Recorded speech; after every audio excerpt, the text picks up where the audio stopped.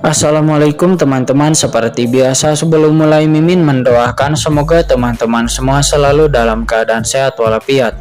Oke, kali ini kita akan melanjutkan Martial Master versi novel bagian 2241.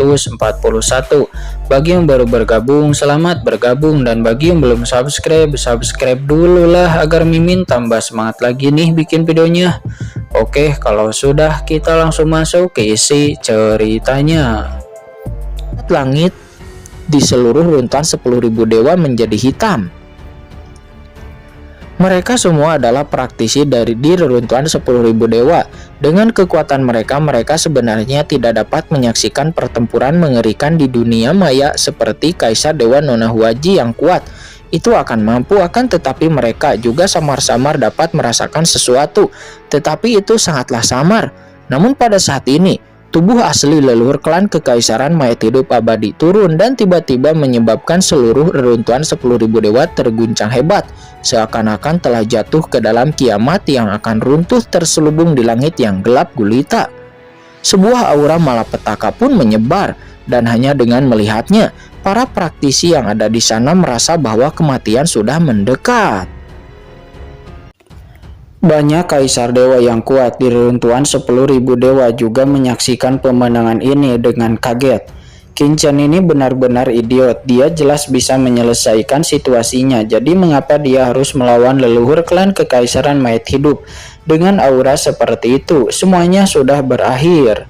Jika Kaisar Dewa Dimensi Tinggi menyerang dengan seluruh kekuatannya, saya takut seluruh reruntuhan 10.000 dewa akan hancur, dan itu mungkin akan runtuh, dan sebagian kecilnya pasti akan hancur. Qin Chen ini terlalu gegabah.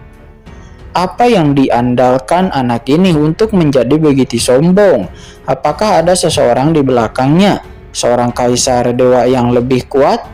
Mereka semua pun tidak bisa untuk tidak berspekulasi tentang tindakan Qin Chen, karena itu sungguh aneh. Tapi dukungan macam apa yang bisa melawan seorang kaisar dewa berdimensi tinggi seperti leluhur klan kekaisaran mayat hidup abadi? Terlebih lagi sekarang tubuh sejati leluhur klan kekaisaran mayat hidup abadi telah tiba. Bahkan jika bocah ini memiliki dukungan kuat di belakangnya, ketika Qin Chen jatuh, saya khawatir itu sudah terlambat untuk melawan. Saat ini banyak kaisar dewa di seluruh runtuhan 10.000 dewa hanya bisa menggelengkan kepalanya. Sementara pada saat ini Qin Chen menatap langit yang gelap gulita. Langit yang gelap itu membentang sejauh miliaran mil dan napas bencana menyebar dan ledakan.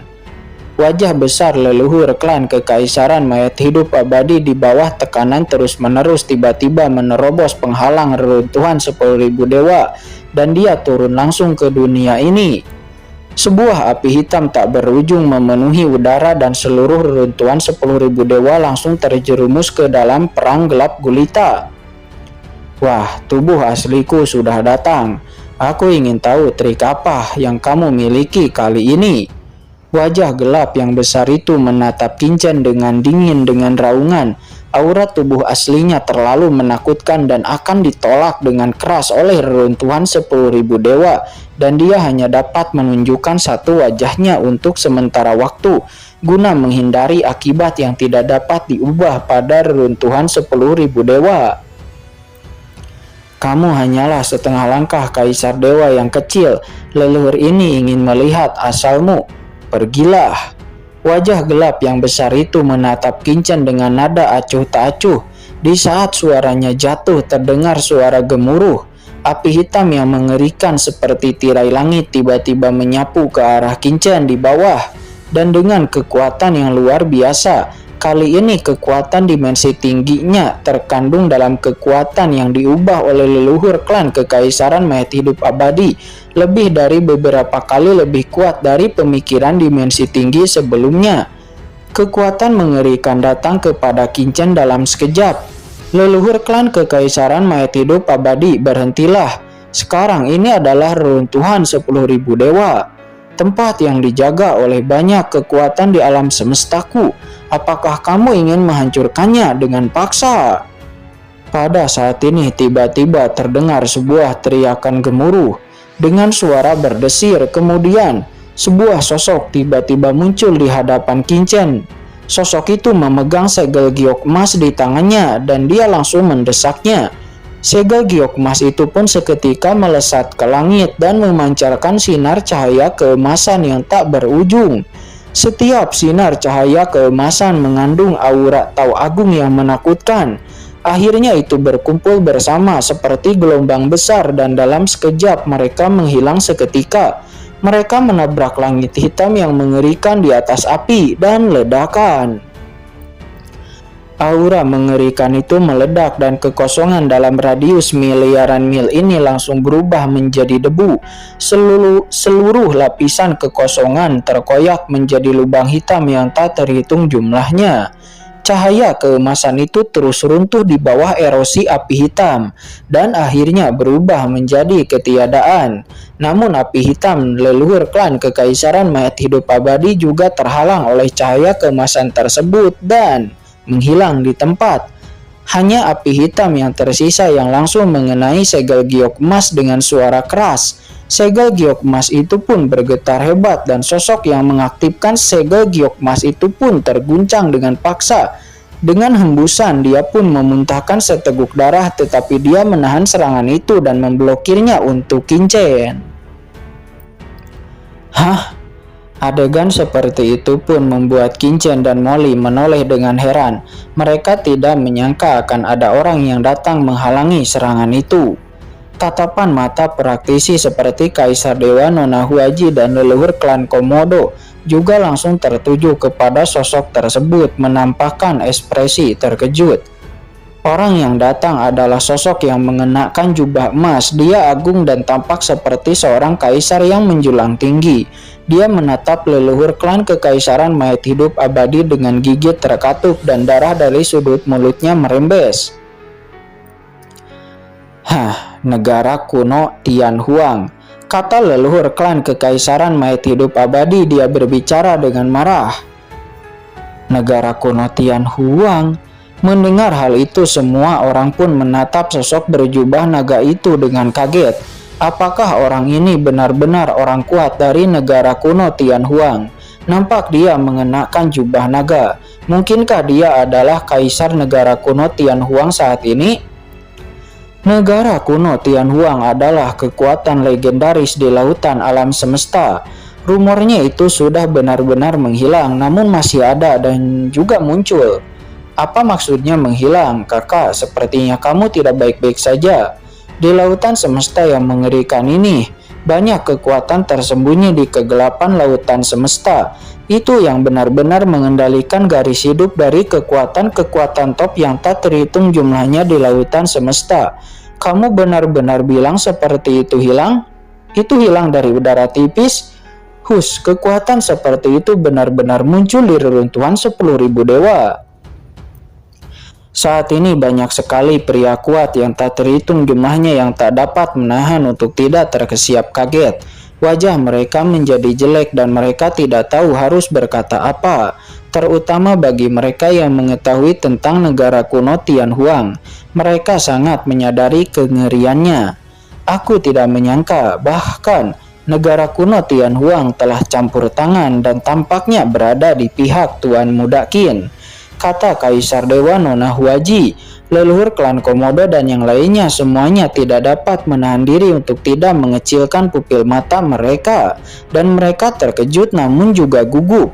Dengan identitas mereka tentu tahu kekuatan mengerikan dari negara kuno Tianhuang, karena ini adalah kekuatan yang tersembunyi dalam kegelapan alam semesta. Itu tidak seperti Tian Wei Tian yang ada di tempat terbuka, tetapi itu merupakan jenis kekuatan yang tersembunyi dalam kegelapan, yang mana itu mengendalikan banyak kekuatan tak kasat mata di alam semesta. Kekuatan di tempat Anda berada, hanya dengan hentakan kakinya saja, itu dapat menyebabkan seluruh alam semesta berguncang. Kaisar saat ini dari negara kuno Tianhuang memberi hormat kepada leluhur klan Kekaisaran Mayat Hidup Abadi. Sosok berjubah naga itu menyeka darah dari sudut mulutnya. Dia tampak serius dan membungkuk ke arah wajah besar di langit. Tanpa kehilangan kesopanan, namun dia merasa takjub dalam hatinya.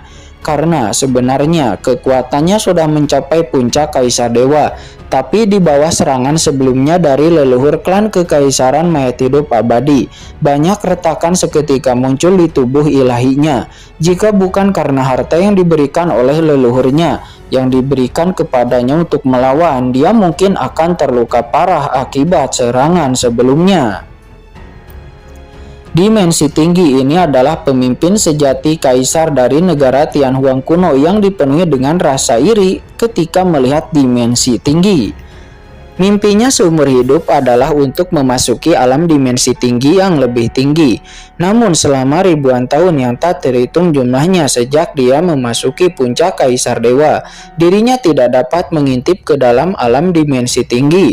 Meskipun negara kuno Tianhuang pernah menghasilkan master dimensi tinggi, bahkan ada lebih dari satu.